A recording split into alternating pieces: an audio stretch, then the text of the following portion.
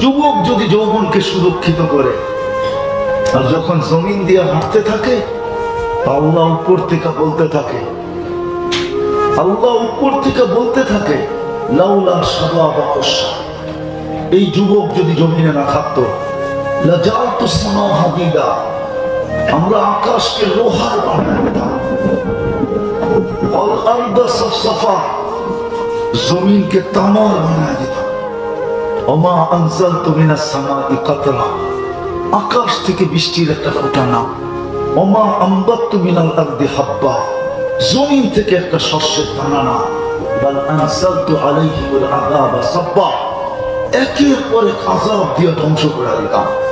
কিন্তু পারি না তো, এই যুবকদের জন্য পারি না। আকাশ মনে হয় অনুমতি দিতে চায় না যে লম্বা করি, এই জন্য শর্ট করতেছি। জীবনটা কিন্তু ছোট।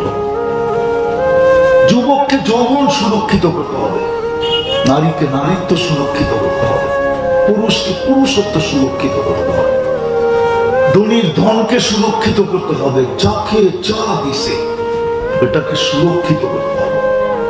আল্লাহ চান যে আমরা সুরক্ষিত করি, নাইলে মুসলমানের ঘরে পাঠাইতেন না, নাইলে উম্মতে মুহাম্মদী বানাইতেন না। আল্লাহ চান যে আমরা সুরক্ষিত করি, এটাকে সুরক্ষিত করেই যেতে হবে। এটা সুরক্ষিত করা ব্যতীত যদি কেউ গেল, যাবে তো সবাই বটে, কারো এখানে থাকার সুযোগ নেই, সব চলে যাবে। রব্বে কাবার কসম, শূন্য দুনিয়া আল্লাহ শূন্য করে ছেড়া দিবে। এই দুনিয়াটা শূন্য ছিল, কিচ্ছু ছিল, আবার একদিন শূন্য করবে, আবার একদিন আসবে এটাকে নিঃশেষ করে দেবে, যেটাকে কিয়ামত বলে নিঃশেষ। চলে যাবে সবাই, আল্লাহর কাছে যেতে হবে। কিন্তু যে সুরক্ষিত করলো সে মুখ নিয়ে দাঁড়াইতে পারবে। এই জন্য কোরআন ইঙ্গিত দিছে, উঁচু হইয়া একদিন আসবে কিছু লোক আল্লাহর সামনে দাঁড়াবে, কিন্তু মুসকি মুসকি হাসবে। উঁচু হইয়া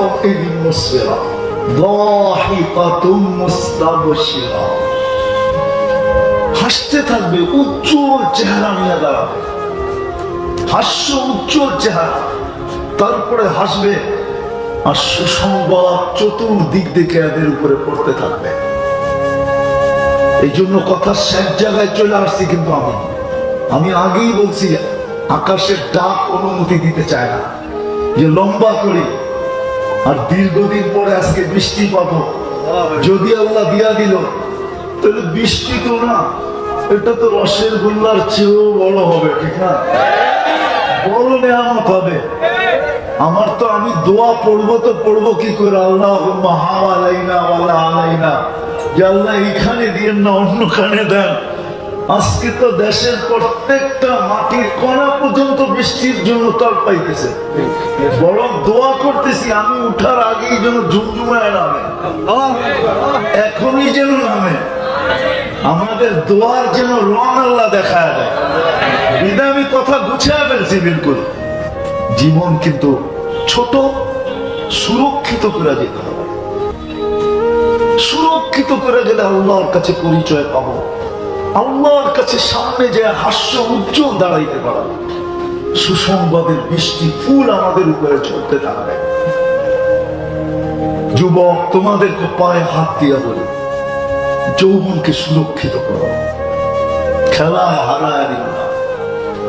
পুরুষদেরকেও বলি, পুরুষত্ব সুরক্ষিত করেন। এই উম্মতের বেশি করতে হবে না।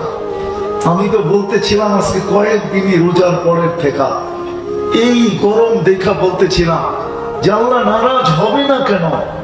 রমজান মাসে তো ইচ্ছা করলে 70 মাসের ফরজ অ্যাডভান্স করে বসে থাকতে পারতাম। অ্যাডভান্স বুঝেন না কি? অ্যাডভান্স দেয় তো, দোকানে দোকান মিলে অ্যাডভান্স দেয় না? আল্লাহ তো সুযোগ দিছিল, 1 মাসে 70 মাসের ফরজ অ্যাডভান্স করতে পারতাম। 1 ফরজ 70 গুণ, বা যদি পিছনে না করে থাকি তো ওটাকে রিকভারি করতে পারতাম। কিন্তু আফসোস, আমার জাতি 70% মানুষই তো নামাজ পড়ে নাই। 30% মানুষ হয়তো নামাজ পড়ছে, রোজা রাখছে, সারা মাস আসতে পারে নাই। 20 দিন যদি কাজকর্ম, দোকান পাট, মেল, ফ্যাক্টরি গুছাইতে লেগে যেত, মাইনা নিলাম লেগে গেল, মসজিদে পড়া থাকতো। কিন্তু শেষ 10 দিন তো মসজিদের চিত্রই ভিন্ন ছিল। শেষ 10 দিন পুরো মসজিদ খালি ছিল, বাজার গুলাতে উপচে পড়া ভিড় ছিল। আল্লাহ নারাজ হবে না কেন? আজকে মনে হয় রাজি হয়ে গেছে, বৃষ্টির ফোঁটা চাষতেছে, এই জন্য বেড়ে দোস্ত কথা কিন্তু শেষ। আসেন আসেন, জীবনটাকে সুরক্ষিত। যুবক তুমি যৌবনকে করো, পুরুষ পুরুষত্বকে করি, নারী নারীত্বকে করি, প্রত্যেক ব্যক্তি জীবনটাকে সুরক্ষিত করি। এই উম্মতের জন্য করা কোনো কঠিন না, বিলকুল সহজ। 5 ওয়াক্ত নামাজ যদি কন্টিনিউ পড়তে পারি, এমন পর্যন্ত কি যদি ইশারায়ও পড়ি, ওই অবস্থায় পৌঁছে গেলাম যে ইশারায় পড়তে হয়, ইশারায়ও যদি পড়তে পারি আর যদি কমপ্লিট দেখাইতে পারি, তাহলে জীবন সুরক্ষিত হয়ে যাবে। ইদা সালুহা সালুহা সাইরুল আমাল। নামাজ ওকে, জীবন ওকে। চলেন একটু তওবা করি, যাতে বৃষ্টিটা ঠিক মতো হয়, মাটিটা ঠিক মতো ভিজে, ভিতরের গরমটা ঠিক মতো বাহির হয়, ওয়েদারটা ঠিক মতো যেরকম আমরা চাই এরকম ঠান্ডা হয়। এই জন্য চলেন আজকে আল্লাহর কাছে তওবা করি। করবেন অতীত থেকে? কে কে করবেন তওবা? তাহলে আল্লাহকে বলে দেন, বৃষ্টি নামার সময় দোয়া কবুল হয়, কিন্তু বৃষ্টি যখন নামে তখন দোয়া কবুল হয়। বলেন আল্লাহ অতীত থেকে তওবা করলাম, আপনি আমাদের তওবা কবুল করেন, আমাদের গুনাহ খাতাকে মাফ করে দেন। নামাজ আর অঙ্গীকার করেন আজকে থেকে নামাজ ছাড়বো না। যুবকরা কি বলে? যুবকরা পাক্কা? মনে হয় এই যুবকদের আয়োজন দেখেই আল্লাহ বৃষ্টি পাঠায় দিয়েছে। তোমাদের সবার সাকসেস, গ্রহণযোগ্যতা পাওয়া গেছে। জলদি জলদি এক্ষুনি দোয়া হবে। তোমাদের এই সভা কামিয়াব, সবার কারণে বৃষ্টি চলে আসছে, তাও ঢাকার ভিতরে, ঠিক না? দূর দূর শুনতেছিলাম বৃষ্টি হইতেছে। যুবকরা ভাগ্যবান আজকে। জলদি জলদি জলদি জলদি জলদি দোয়া শুরু করবো ইনশাআল্লাহ। আল্লাহুম্মা সাল্লি ওয়া সাল্লিম ওয়া বারিক আলা হাবিবিকা মুহাম্মদ। আল্লাহুম্মা লাকাল হামদ কামা ইয়ানবাগি বিজালালি ওয়াজহিক ওয়া আযীমি সুলতানিক। আয় আল্লাহ, আজকের আয়োজন কবুল হয়ে গেছে, আমরা এটা বিশ্বাস করি।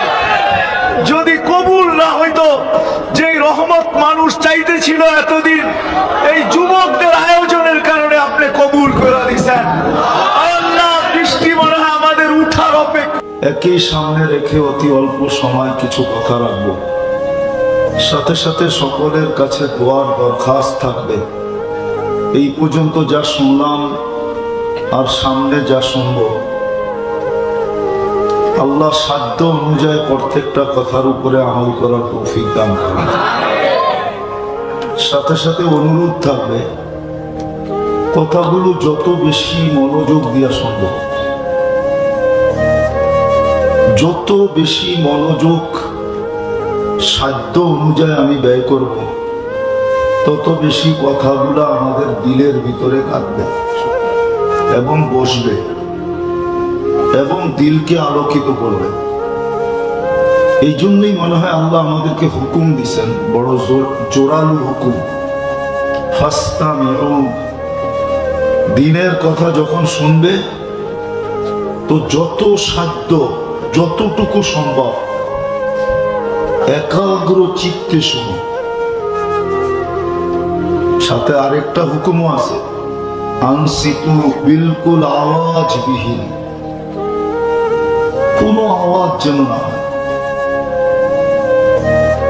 তাইলেই আল্লাহ পাকের ওয়াদা পুরা হবে, লাআল্লাকুম তুরহামুন। আল্লাহ বলে আমরা তোমাদের উপরে রহমতের বৃষ্টি বর্ষিত করব। আমল করার সুযোগ পাবে, নাইলে জীবন কেটে যাবে। কিন্তু আমার কথা কিন্তু শুরু ধ্যান দিয়ে শুনতে হবে, জীবন কিন্তু কেটে যাবে। যুবক যৌবনকে ধরে রাখতে পারবে না, একদিন বৃদ্ধ হবেই হবে। কিন্তু যৌবনের যে দাম, এই দাম সে আল্লাহর কাছ থেকে লুটা নিতে পারবে না। যৌবনের একটা দাম আছে, উম্মত তো জানে না।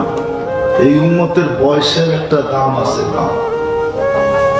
দুনিয়ায় বয়স্ক হলে ভ্যালু কমে, চাকরি একদিন রিটায়ার্ড হয়ে যায়, চাকরি হারায় ফেলে বয়সের কারণে। কিন্তু এই উম্মতের আল্লাহর কাছে বয়সের বড় দাম। 15 থেকে যদি 40 পর্যন্ত, এটাই হলো মেইন যৌবনের সময়। এটাকে যদি ধরে রাখতে পারে, তাহলে দুনিয়া হিসাবে 3টা রোগ আর কোনোদিন হবে না। পাগল হবে না, শ্বেত রোগ হবে না, কুষ্ঠ রোগ হবে না। আবার যদি 50 পর্যন্ত ধরে রাখতে পারে, দিনদারি ধরে রাখতে পারে, ইসলাম ধরে রাখতে পারে, নিজেকে মুসলমান হিসাবে যদি পরিচিত করতে পারে, তাহলে 50-এ পা দিতে দেরি। ইউহাসাবুহু হিসাবান ইয়াসীরা, এর কঠিন হিসাব আর কোনোদিন হবে না। আল্লাহ এই ব্যক্তির আর কঠিন হিসাব করবেন না, কোনো কঠিন হিসাব এর সাথে হবে না, সহজ হিসাব হবে। সময় লাগবে কতটুকু? ফজরের 2 রাকাত সুন্নত পড়তে যতটুকু সময় লাগে। হিসাব নিবে কি?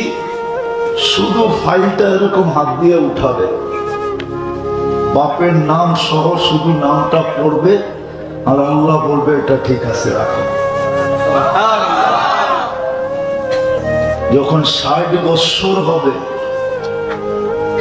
তো আহাব্বাতুল মালাইকা, ফেরেশতা তার বন্ধু হয়ে যাবে, বন্ধু। তাকে ফেরেশতা ভালোবাসতে শুরু করবে।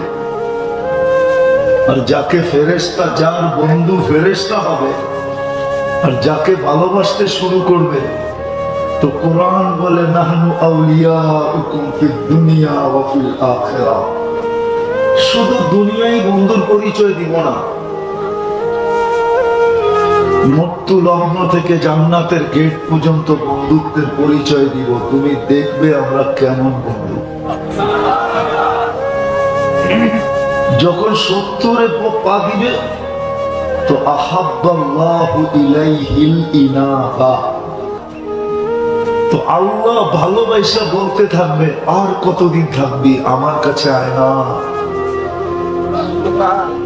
এতদিন তো শুধু দূরের থেকে দেখা হয়, চলে আয় কাছের থেকে একটু দেখা হয়। আল্লাহ তার প্রত্যাবর্তনের আকাঙ্ক্ষী হবে। আর যদি তারপরও 80-তে পা দিয়া ফেললো, ইদা বালাগা সামানিন, তো লাম ইউক্তাব যানবু, 80-র পরে আর গুনাহ লেখা হয় না। গুনাহ লেখা বললে তো হুজুররা মানবো না, নাহলে তো বইলেই দিতাম। দিমু বইলা? ছোট বাচ্চা 15 বছর প্রাপ্ত বয়স্ক হওয়া পর্যন্ত যত গুনাই করো, গুনাহ লেখা হয় না। ঠিক 80 বছরের পরেও এরকমই বাচ্চা মনে করে গুনাহ লেখা হয় না।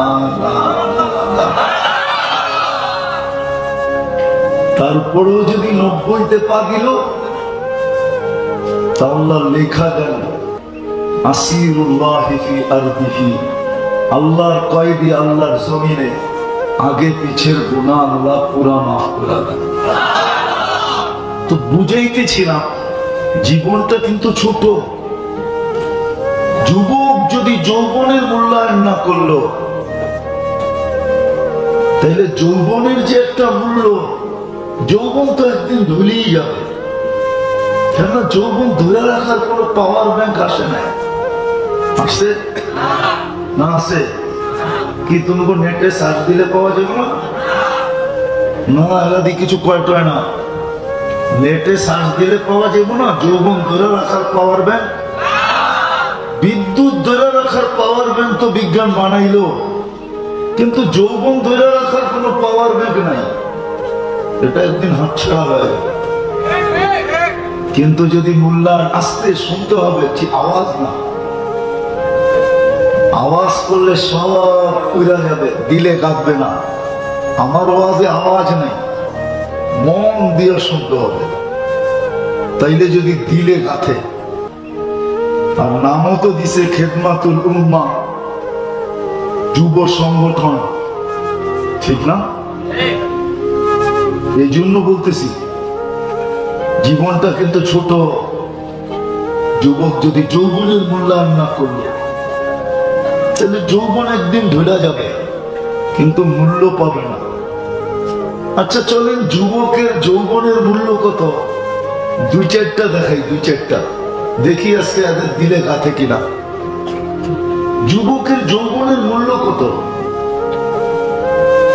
যদি যৌবনের মূল্য না হতো, তাহলে আল্লাহ যুবককে কেন বলতো যে শাবুন নাশা ফি ইবাদাতিল্লাহ?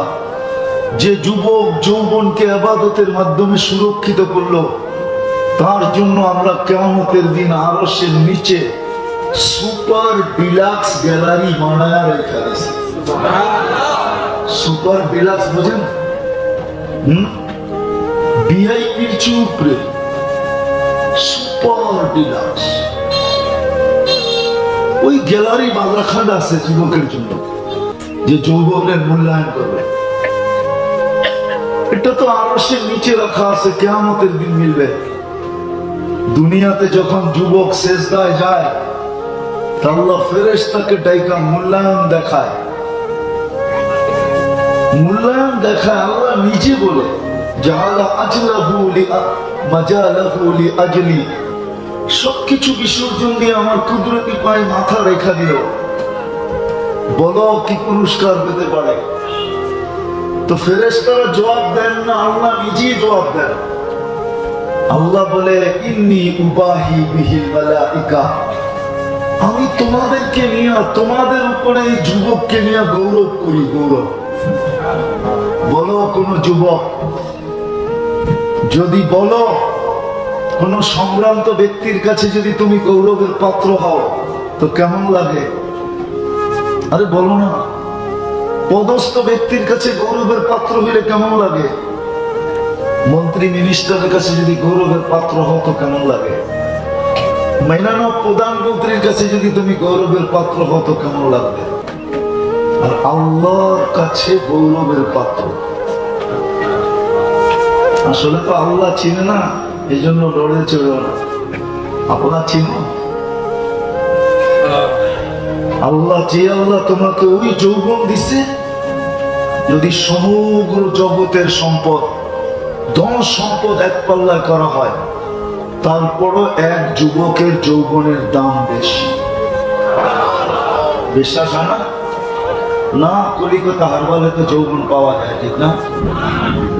মডার্ন হারবালে পাওয়া যায় না, চাইনিজ হারবালেও না, আমেরিকান হারবালেও না, পাওয়া যায় না। যে আল্লাহ তোমাকে যৌবন দিল, তৃতীয় লিঙ্গ বানাইল না, যৌবন দিল, ওই আল্লাহর কাছে তুমি প্রিয় পাত্র। চলো সর্বশ্রেষ্ঠটা শুনে আগে 24 ঘন্টা আপনাকে আমাকে রক্ষণাবেক্ষণ করেন, লালন পালন করেন। আপনি আপনার দ্বারা লালিত পালিত না, আল্লাহ লালন পালন করেন। গুজরাটি ভাষায় একটা প্রবাদ বাক্য আছে, বাংলায়ও বলা যায়, আল্লাহ চালায় তো চলি, আল্লাহ হালায় তো হলো। আল্লাহ চালায় বিদায় চলি, নাইলে আপনি চলতে পারতেন না। এক শ্বাস নেওয়ার ক্ষমতা নাই, এক শ্বাস। কত আর এটা বলবো, বলতে বলতে এখন পুরানো হয়ে গেছে। 2020-এ করোনা লগ্নে বাংলাদেশের এক শিল্পপতি বলছিল, আমার সব সম্পত্তি লেখা নিয়ে আনে, আমাকে একটু স্বাভাবিক শ্বাস নিতে দে। মনে হয় আপনারা নাম অনেকে জানেন, অনেকে জানে, আপনারা জানেন না মনে হয়, কিন্তু আমি নাম বলবো না। মারা গেছেন উনি, বাংলাদেশের নাম করা শিল্পপতি। 2020 করোনায় মারা গেছেন। করোনা লগ্নে বলছিলেন, আমার সব সম্পত্তি লেখা নিয়ে নাও, আমাকে একটু স্বাভাবিক শ্বাস নিতে দাও। আপনাকে আমাকে শ্বাস নিতে দিতেছেন আল্লাহ। এই জন্য আল্লাহর দাবি হলো যে তোমার পছন্দের যদি মূল্য থাকে, দাম থাকে, তাইলে আমার পছন্দের মূল্য থাকবে না কেন? আমি তো তোমাকে একবার পছন্দ করি নাই, শতবার পছন্দ করছি। বিধায় আমার দাবি হলো তুমি তোমাকে জাহান্নাম থেকে বাঁচাও। আমার এই সম্পদ যেন জাহান্নামে না যায়, এটা হলো সবচেয়ে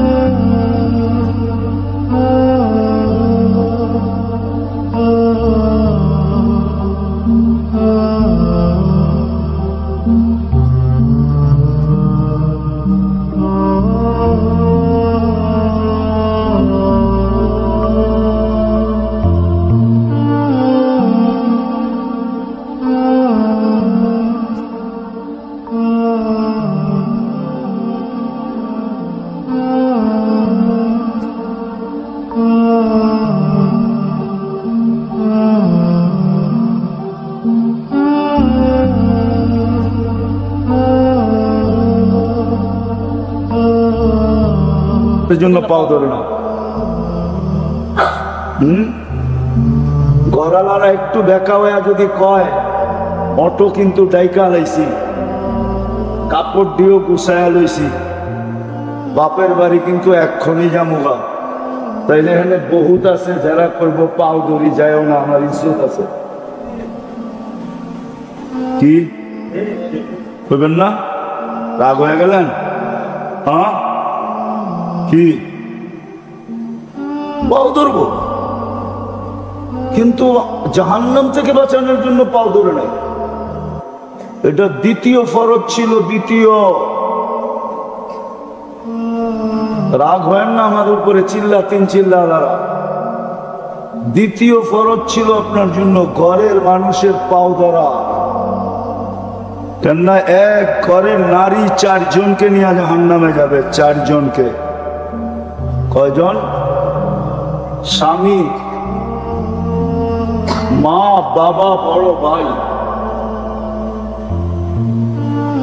সন্তান মা বাবাকে জাহান্নামে ঢুকায়া তারপরে জাহান্নামে যাবে, এর আগে যাবে না। দ্বিতীয় আমাদের দায়িত্ব ছিল পরিবারের লোকজনকে, ঘরের লোকজনকে জাহান্নাম থেকে বাঁচানো, এটা আমাদের দায়িত্ব ছিল। ঘরের লোকদেরকে জাহান্নাম থেকে বাঁচানো এটা ফরজ দায়িত্ব ছিল, ফরজ। হ্যাঁ বলবেন পাও ধরছি তারপরও হয় নাই, এই দায়িত্ব আর আপনার কাছে নাই। আল্লাহ দেখা ফেলছে, কেরামান কাতেবিন ছবি তুলা ফেলছে যে আপনি পাও ধরছেন, সাধ্য অনুযায়ী চেষ্টা করছেন। আল্লাহ বেইনসাফ না, ইনসাফ করবে আপনার সাথে। তখন আর দায় দায়িত্ব আপনার উপরে বর্তাবে না, দায় দায়িত্ব আপনার উপরে বর্তাবে না। কিন্তু রাগ হয়েন না, একজনও তো এখানে নাই, একজনও তো নাই এখানে যে সন্তানের পাও ধরছে,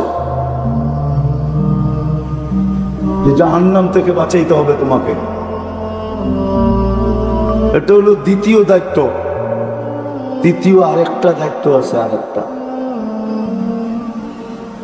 এটাও ফরজ, দ্বিতীয়টাও ফরজ। তৃতীয় আরেকটা দায়িত্ব আছে, তৃতীয় আরেকটা দায়িত্ব আছে, এটাও ফরজ। নিজের পরিবেশকে জাহান্নাম থেকে বাঁচানো। নিজের পরিবেশ বুঝেন তো? নিজে যেই মহল্লায় থাকেন, এলাকায় থাকেন, ওই এলাকার পরিবেশকে জাহান্নাম থেকে বাঁচান।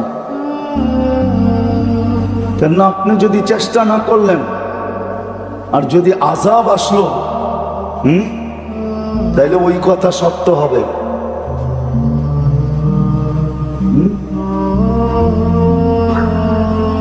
কবি বলছিল আর কি,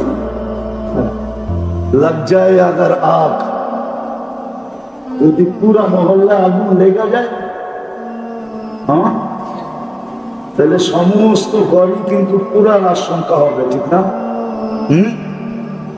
সমস্ত ঘরেই পুরার আশঙ্কা থাকবে, হবে। কেননা এই মহল্লায় তো আমার ঘর একলা না, আপনার ঘর একা। আপনার ঘর তো একা না, আপনার ঘর একা না। এই জন্য তৃতীয় ফরজ দায়িত্ব হলো নিজের মহল্লাকে জাহান্নাম থেকে বাঁচান। আমি আর দূরে নিলাম না, দূরে নেওয়ার অভ্যাস নাই আমার, এই জন্য দূরে নিলাম না।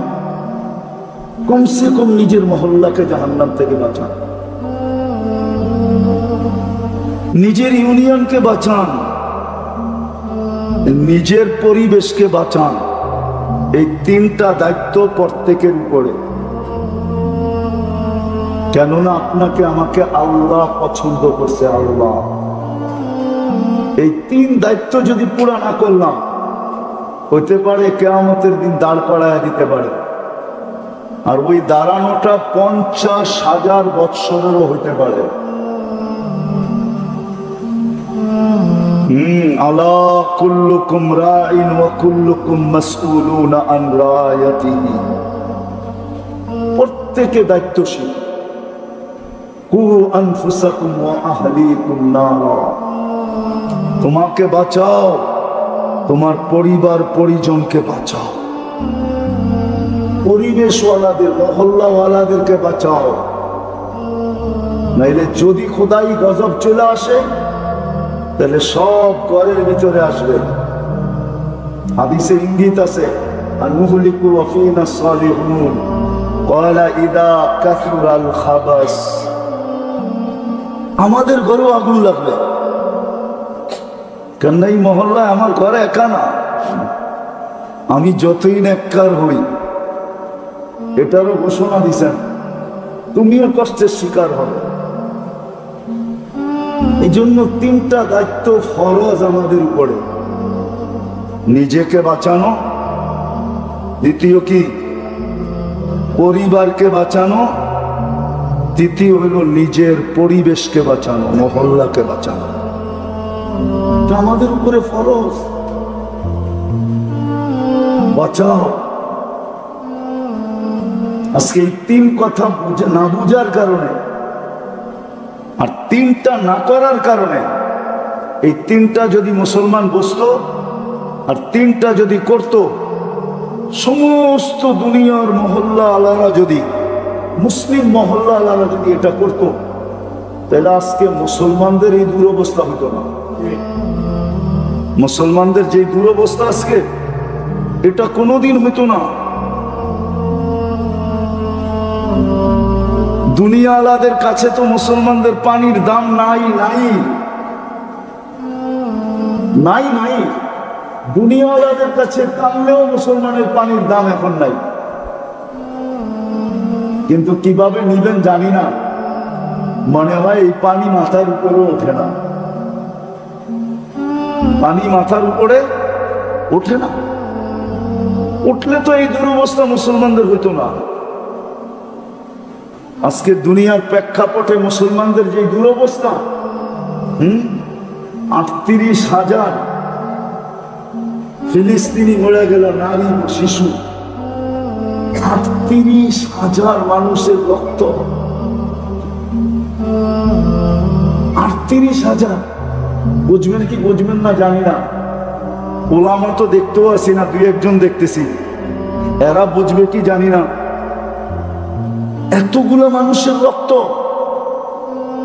অথচ রক্ত জড়ে নাই, রক্ত কি জড়ে নাই। উসমান রাদিয়াল্লাহু তাআলা আনহু, উসমান রাদিয়াল্লাহু তাআলা আনহু শহীদ হয়ে গেছেন, শহীদ। বায়াতে রিজওয়ানের ভিতরে মিথ্যা খবর শোনা গেছে, উসমান শহীদ হয়ে গেছে, অথচ শহীদ হন নাই। সাহাবারা বলতেছে, ইয়া রাসূলুল্লাহ, উসমান শহীদ হয়ে গেছে, রক্তের বদলা ছাড়া ফিরবো তো ফিরবো কি করে? উমরা করি আর না করি, রক্তের বদলা তো নিব। বলছে মুখ দিয়ে বললে তো হবে না, বায়াত করো। তো গাছের নিচে মরণের বায়াত করতেছে সবাই, আল্লাহ চুপচাপ, কিচ্ছু বলে না। ওহি পাঠায় দিলেই তো পারতেন, ঠিক না? যে উসমান তো মরে নাই, শহীদ হয় নাই, এটা মিথ্যা খবর। যখন সবার বায়াত শেষ, তো আল্লাহ উল্টা আয়াত পাঠাইতেছে, নিয়াতুল্লাহি ফাওকা আইদিকুম, আমিও তোমাদের সাথে হাত, তোমাদের হাতের উপরে হাত রেখে দিলাম। যেখানে মিথ্যা কথার উপরে বায়াতে রিজওয়ান হইতেছে, আর আল্লাহ বিলকুল চুপচাপ, জিবরিল আইসা কিচ্ছু বলতেছে না, বরং উল্টা আল্লাহ বলতেছে, আমার হাতও তোমাদের সাথে। ওইখানে 38,000 মরে গেছে, কোন দোয়া উপরে উঠতেছে না। ওলামা দোয়া করতেছে, কুলাবা দোয়া করতেছে, আল্লাহ আল্লাহ করতেছে। এখন যান হাজিরা মক্কায় যায় দোয়া করতেছে, না করতেছে না? হ্যাঁ, কি মরণের মিছিল কমতেছে না বাড়তেছে? হ্যাঁ, মুসলমানের দুরবস্থা কমতেছে না বাড়তেছে? কেন? কারণ এটাই, মুসলমান বুঝে নাই যে আমার ফরজ দায়িত্ব কি। ফরজ দায়িত্ব হলো প্রথম নিজেকে জাহান্নাম থেকে বাঁচাও, পরিবারকে বাঁচাও, তোমার পরিবেশকে বাঁচাও। এই তিনটাই যদি করতে পারি, প্রত্যেক পরিবেশের মানুষ যদি দায়িত্ব নেয় যে আমার পরিবেশে একজন বেনামাজি থাকবে না, আমি দরকার হলে পায়ে ধরবো, দরকার হলে হাতে ধরবো।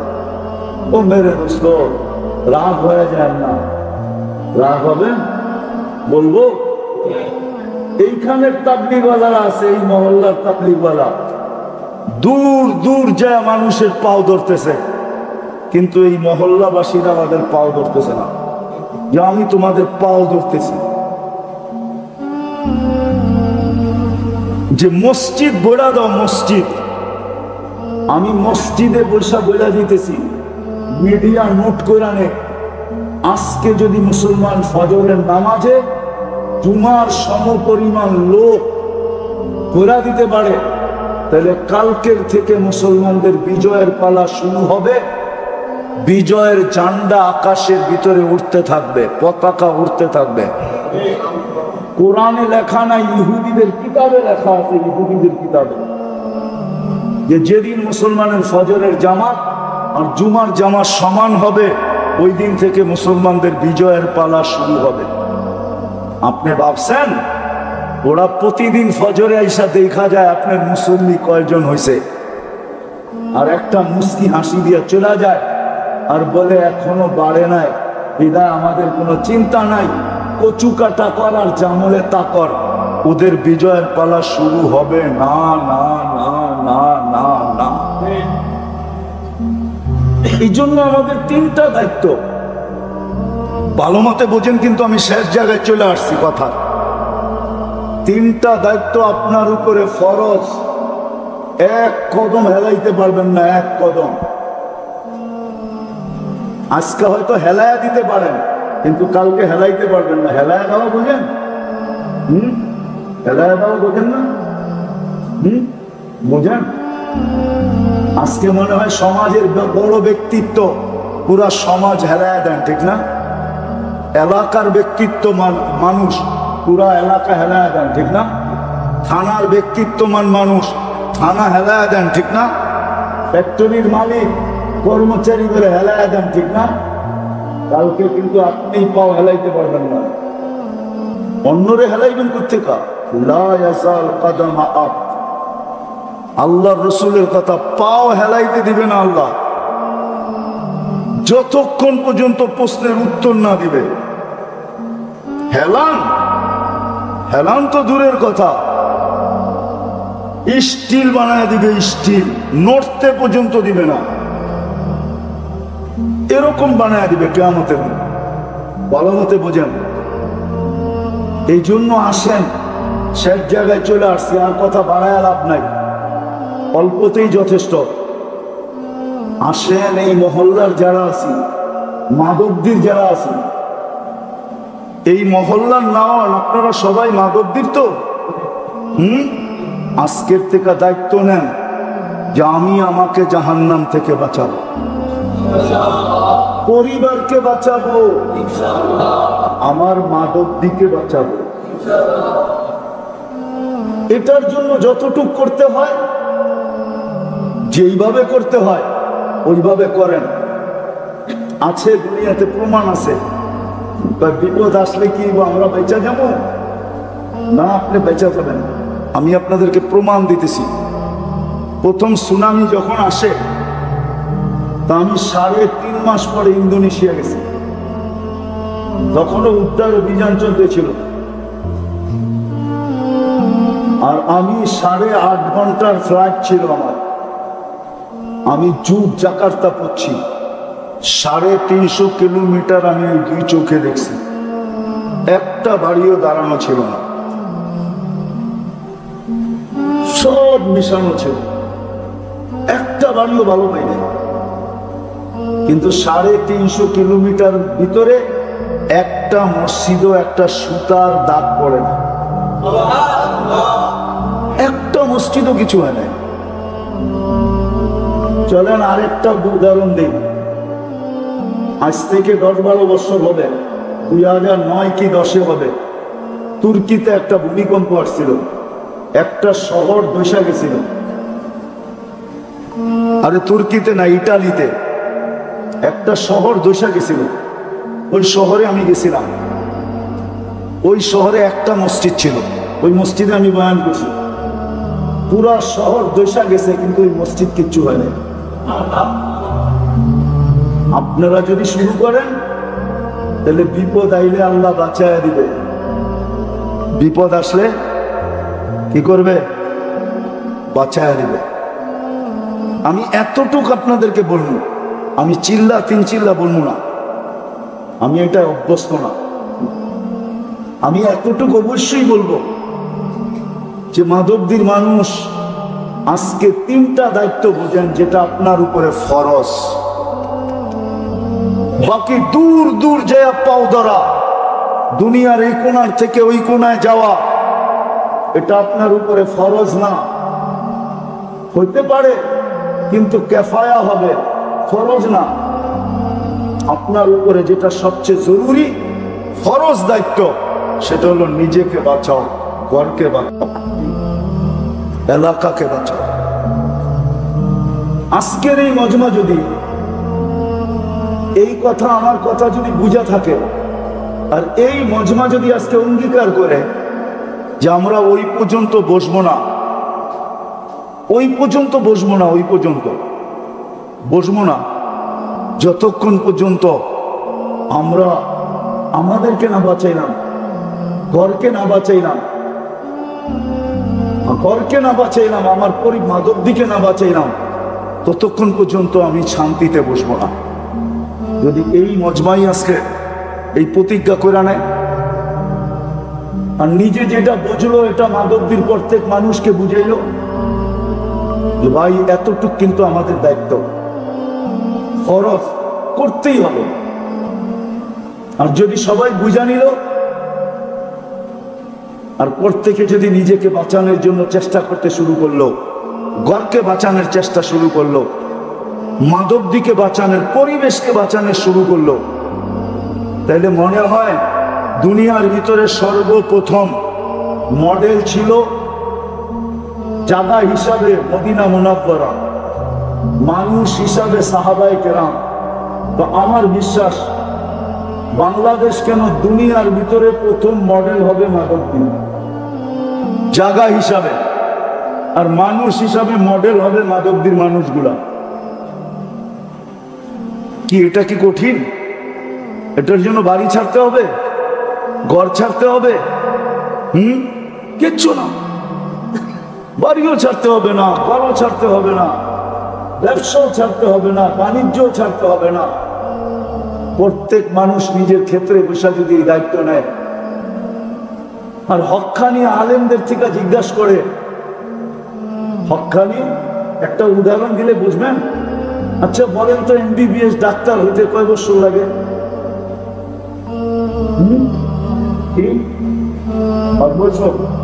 পুরান কথা বলতেছেন, ওটা পুরান। আগে 4 বছর ছিল, ইন্টারনি 1 বছর ছিল, এখন ইন্টারনি 2 বছর। আমার মনে হয় কি ছেলেরা কি কয়, যুবকরা কি কয় জানাজোনা নাই? বর্তমানে এমবিবিএস ডাক্তার হইলে কয় বছর লাগে? না, ডক্টর ঠিক না। কি নাই, কলেজে পড়ে না কেউ? হ্যাঁ,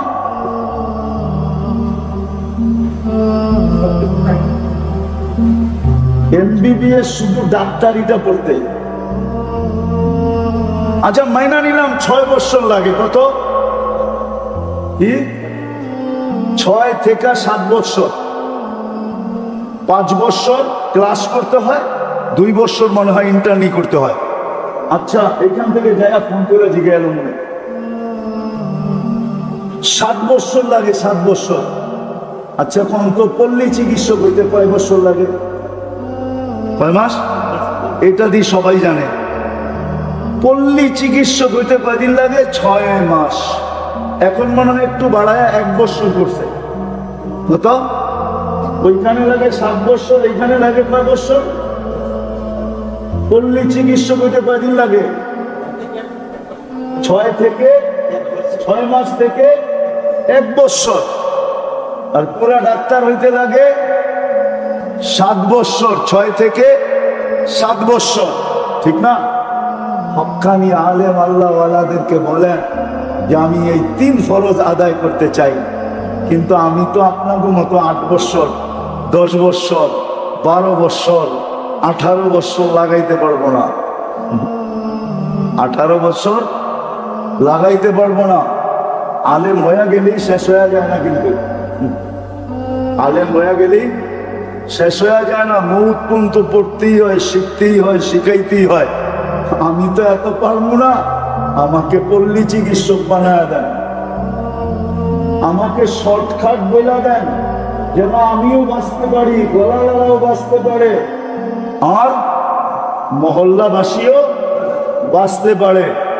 এই জন্য ওলামায়ে কেরাম মিলা, সাহাবা ওলামায়ে কেরাম মিলা উলামায়ে কেরামের সত্যায়িত করার দ্বারা 5 কাম উলামায়ে কেরাম দিছেন। 5 কাম যদি আপনি করতে পারেন তাইলে আশা করি আপনিও বেঁচে যাবেন, গড়ালারও বেঁচে যাবে, এলাকাওয়ালারাও বেঁচে যাবে। কয় কাম? 5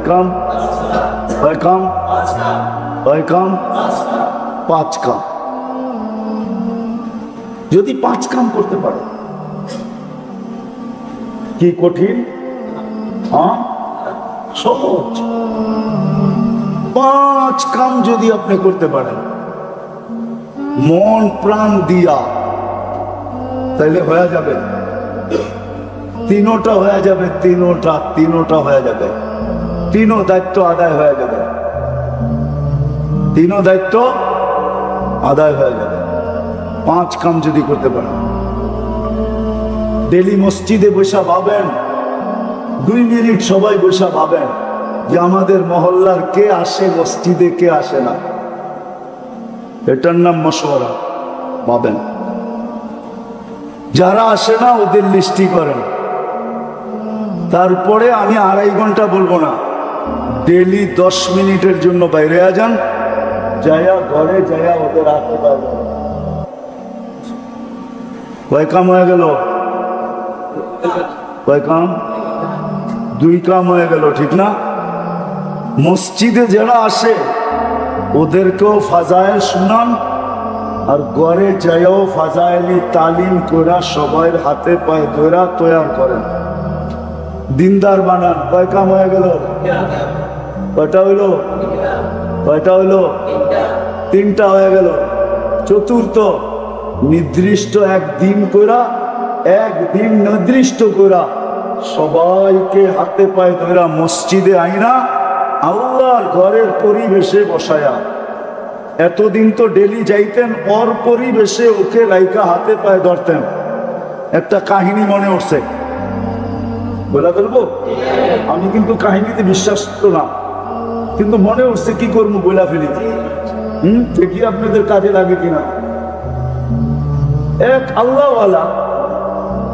আল্লাহওয়ালা কাছে খবর আসছে যে আমাদের এলাকায় এক মহিলা আছে যিনি পতিতা পেশায়, যার পেশা হলো পতিতা পেশা।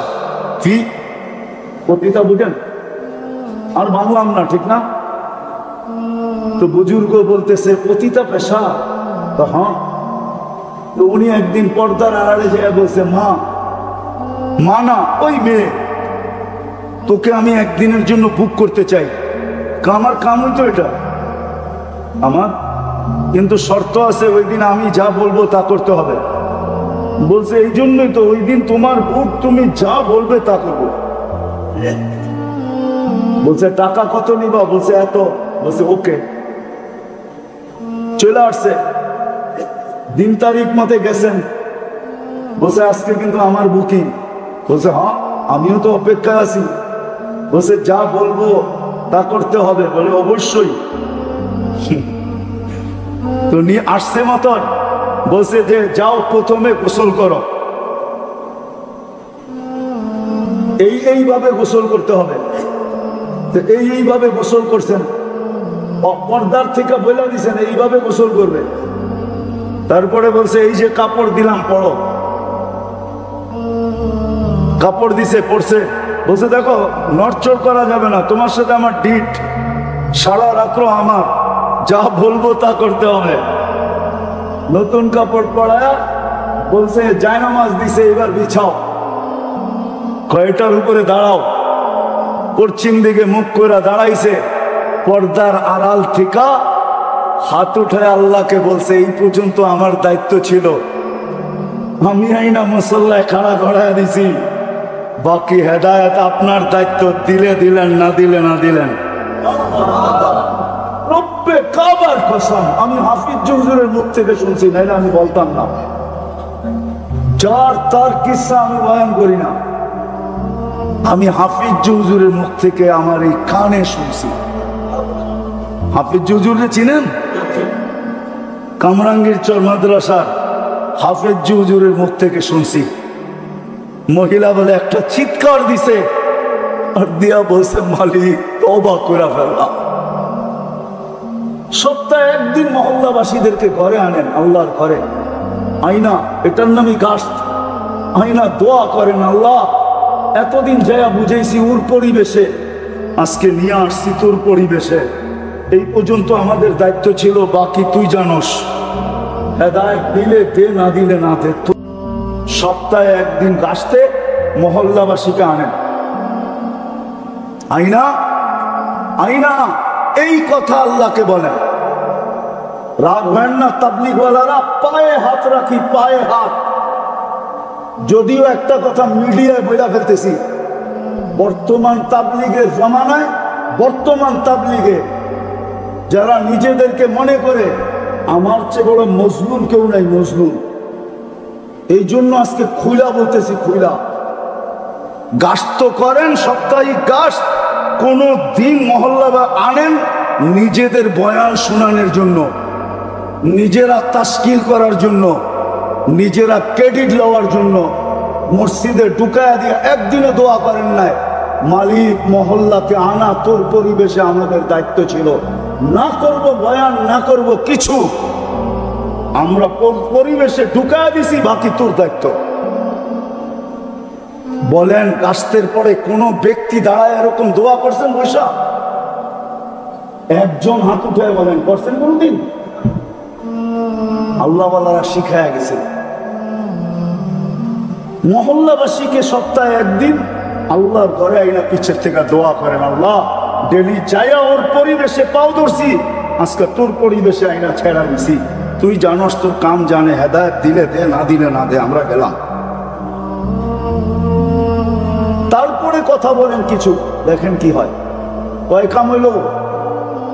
চারটা, ঠিক না? হ্যাঁ, কি চারটা হইল।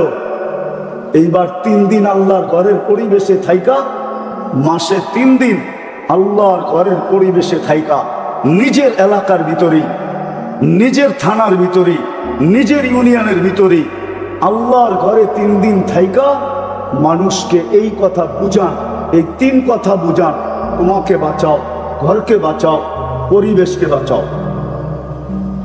এটা আমাদের সবচেয়ে বড় ফরজ। বাঁচাও, 3 দিন আল্লাহর ঘরে থাইকা বুঝান, আর আল্লাহর ঘরে আইসা দোয়া করেন। আমার দায়িত্ব বুঝানো ছিল, বুঝাইয়া দিছি। আমার দায়িত্ব বুঝানো ছিল, বুঝাইয়া দিছি। কিন্তু বাকিটা আমার দায়িত্ব না। বাকিটা কি? হেদায়েত দেওয়া, দিলে গাইথা দেওয়া, বুঝায়া দেওয়া, চলায়া দেওয়া আপনার দায়িত্ব। এই দোয়া করেন, পারবেন? হ্যাঁ, বুঝাইতে পারলাম? একটা পরিবেশ তৈরি হবে, করেন। এই মহল্লা আলাদেরকে বলতেছি, করেন। আমার কথা মাইনা করেন। মা বোনদেরকে বলেন ঘরে ঘরে করতে। প্রত্যেক আকেল বালেক পুরুষ নারীর উপরে এই 3টা দায়িত্ব জরুরি। নিজেকে বাঁচানো, ঘরকে বাঁচানো, পরিবেশকে বাঁচানো। আজকে নিজে বাঁচলেও ঘর বাঁচা নাই, ঘর বাঁচলেও পরিবেশ বাঁচা নাই। যদি পরিবেশ বাঁচা থাকতো তাহলে বললাম না মুসলমানের এই দুরবস্থা হতো না। ওইখানে তো রক্ত ঝরেই নাই, তারপরও বলতেছে ইয়াদুল্লাহি ফাওকা আইদিকুম। এইখানে তো 38,000 রক্ত ঝরে গেছে। শুধু এক জায়গায়, কত জায়গায় যে রক্ত মুসলমানের ঝরতেছে, ডেলি ঝরতেছে। দোয়া করতেছি, কোনো কাজে লাগতেছে না। এই জন্য পায়ে হাত দিয়া বলি, আজকে আমার কথা বুঝেন, বুঝা চলেন, অঙ্গীকার করি। আমি আপনাদেরকে বলবো না আপনি দূর দূর যান।